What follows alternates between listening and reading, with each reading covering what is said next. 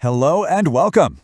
Have you ever dreamed of starting your own farm? But what if that farm was completely underwater? Well, today we're going to chart the course for exactly that. We are going to break down the entire journey of launching a shellfish farm, from picking that perfect spot in the water all the way to selling your very first harvest. So, here's how we're going to break it all down. First, we'll start with the big picture, the dream. Then, we'll get into the nitty-gritty of choosing the right location and species. After that, we'll talk about actually building and maintaining your farm, and we'll wrap it all up with the best part, getting your amazing product to market. So, what is it about shellfish farming that really gets people excited? Well, it's kind of this unique sweet spot where good business meets sustainable food and even, get this, environmental restoration. And this quote? It absolutely nails it.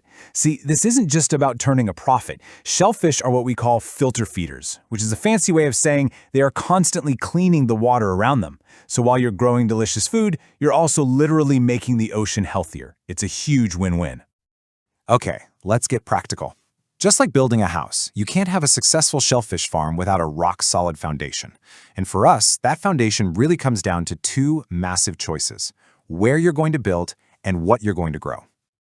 Okay, let's dive into this, because location is, and I mean this, everything. First off, the water has to be clean, because your shellfish are going to absorb whatever's in it. Next up, you've got salinity, how salty the water is, and the temperature.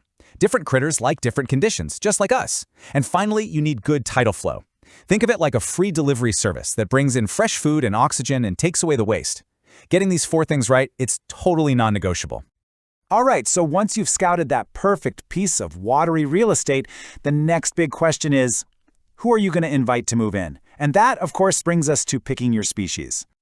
Now, what's so cool about this is that it takes a really complicated decision and turns it into a kind of matchmaking game. For instance, if your spot has that mix of fresh and salt water and it gets a bit warmer, well, oysters could be your perfect partner. Got a saltier site? Mussels might be the ticket. And for those cooler waters, clams could be your best bet. See, it's all about matching the animal to its perfect home. All right, the foundation is set. You've got your location, you've picked your species. Now it's time to roll up our sleeves for the construction phase. Let's take a look at the different ways you can actually build the physical structure of your underwater farm. So you've basically got three main architectural styles to pick from.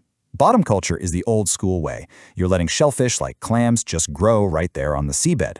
Then there's off-bottom culture, where you lift them up into trays or cages. This is great for water flow and it keeps them safe from predators crawling on the seafloor. And finally, suspended culture, which you see a lot with mussels, where they hang from lines. This gives them front row seats to all the food floating by in the water.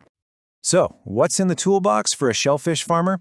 Well, depending on your method, you're going to need things like trays, bags, or cages, maybe some rafts or lines to hang everything from, and of course, a super secure anchor system to make sure your farm doesn't float away. But honestly, the most important tool in your entire kit is your monitoring equipment. Think of it as the dashboard for your farm. It gives you the real-time scoop on everything from temperature to salinity. Your farm is officially built. The shellfish seed is in the water, so you can kick back and relax, right? Not so fast. In fact, the real work is just getting started. This phase is all about the day-to-day grind of keeping your stock healthy and making sure your operation is playing by the rules. This slide really paints a perfect picture of the two roads you can go down. On the left, that's a happy, thriving farm. Everything's clean, the water's flowing, predators are managed. But on the right, that's a stressed-out farm. You've got biofouling, which is just a bunch of slimy gunk growing on your gear, and that blocks water flow. Pests are having a field day. The key to staying on the left side of this chart is just being proactive every single day. And here we go. Let's talk about the part nobody loves but is absolutely critical: the paperwork. Regulatory compliance is a huge deal. It means you've got all the right permits for your site, you're following all the public health rules so your food is safe, and you're meeting all the environmental standards. It's really about being a good neighbor and a responsible business owner. So after all of that planning and the building and the careful day-to-day management, we finally get to the most exciting part of this whole journey. This is where all your hard work finally pays off and becomes a real, delicious product that's ready for the world. But hold on. First, a little reality check on timing. Shellfish farming will definitely teach you patience. From that tiny little seed you start with to something you can actually sell, you're usually looking at a 1 to 2 year wait. You have got to factor this timeline into your business plan. It's absolutely crucial for managing your money and your expectations. So the harvest is in. Now what?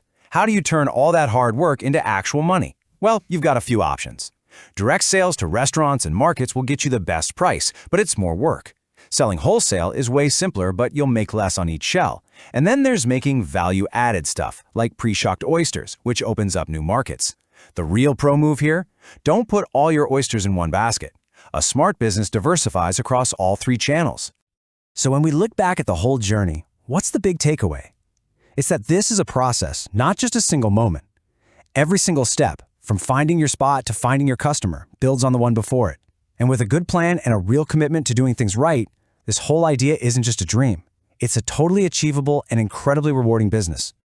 And that brings us to our final thought here. You know, as we all look for smarter, more sustainable ways to produce food, shellfish farming really stands out. It's efficient, it's good for the environment, and it makes healthy food. So the question isn't just whether you can do it, but what kind of impact could you have if you did? Want to raise healthy, profitable shellfish without beginner mistakes? Get How to Raise Shellfish by Gerard, your step-by-step guide to successful shellfish farming. Link below.